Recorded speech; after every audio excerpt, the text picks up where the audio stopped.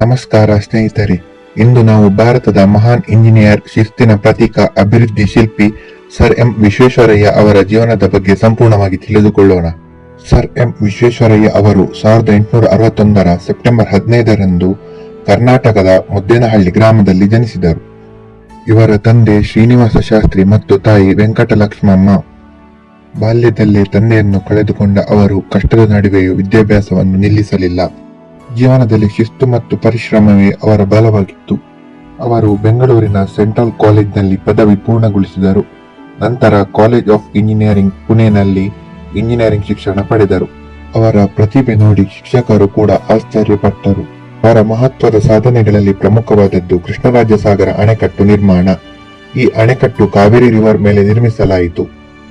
ಇದು ಕೇವಲ ಅಣೆಕಟ್ಟು ಮಾತ್ರವಲ್ಲದೆ ಇದು ಕರ್ನಾಟಕದ ರೈತರ ಬದುಕಿಗೆ ಆಶೀರ್ವಾದವಾಯಿತು.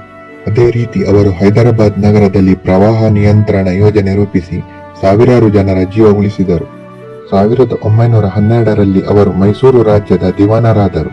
ಅವರ ಆಡಳಿತ ಅವಧಿಯಲ್ಲಿ ಯೂನಿವರ್ಸಿಟಿ ಆಫ್ ಮೈಸೂರು ಸ್ಥಾಪನೆ, ಮೈಸೂರು ಸ್ಯಾಂಡಲ್ ಸೋಪ್ ಫ್ಯಾಕ್ಟರಿ ಆರಂಭ ಮತ್ತು ಸ್ಟೇಟ್ ಬ್ಯಾಂಕ್ ಆಫ್ ಮೈಸೂರು ಸ್ಥಾಪನೆಗೆ ನೆರವು ಮಾಡಿದರು. ಅವರು ಕೈಗೊಂಡ ಪ್ರತಿಯೊಂದು ಯೋಜನೆಯು ಅಭಿವೃದ್ಧಿಯತ್ತ ಹೆಜ್ಜೆ ಹಾಕಿತ್ತು. 1915ರಲ್ಲಿ ಬ್ರಿಟಿಷ್ ಸರ್ಕಾರವು ಅವರಿಗೆ ಸರ್ ಎಂದು ಬಿರುದು ನೀಡಿತು. 1955ರಲ್ಲಿ ಭಾರತದ ಅತ್ಯುನ್ನತ ನಾಗರಿಕ ಪ್ರಶಸ್ತಿ ಭಾರತ ರತ್ನ ನೀಡಿ ಗೌರವಿಸಲಾಯಿತು. ಪ್ರತಿ ವರ್ಷ ಸೆಪ್ಟೆಂಬರ್ 15ರಂದು ಭಾರತದಲ್ಲಿ ಇಂಜಿನಿಯರ್ಸ್ ಡೇ ಆಚರಿಸಲಾಗುತ್ತದೆ.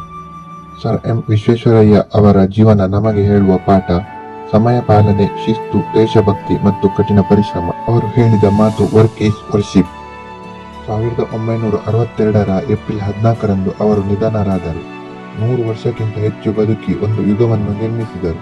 ಸ್ನೇಹಿತರೆ, ಸರ್ ಎಂ ವಿಶ್ವೇಶ್ವರಯ್ಯ ಅವರು ಕೇವಲ ಇಂಜಿನಿಯರ್ ಅಲ್ಲ, ಅವರು ಭಾರತದ ಅಭಿವೃದ್ಧಿಯ ಶಿಲ್ಪಿ. ಅವರು ಪ್ರತಿಯೊಂದು ಯುವಕರಿಗೂ ಪ್ರೇರಣೆ. ಈ ವಿಡಿಯೋ ನಿಮಗೆ ಇಷ್ಟವಾಗಿದ್ದರೆ ಲೈಕ್ ಮಾಡಿ, ಶೇರ್ ಮಾಡಿ ಮತ್ತು ಸಬ್ಸ್ಕ್ರೈಬ್ ಮಾಡಿ.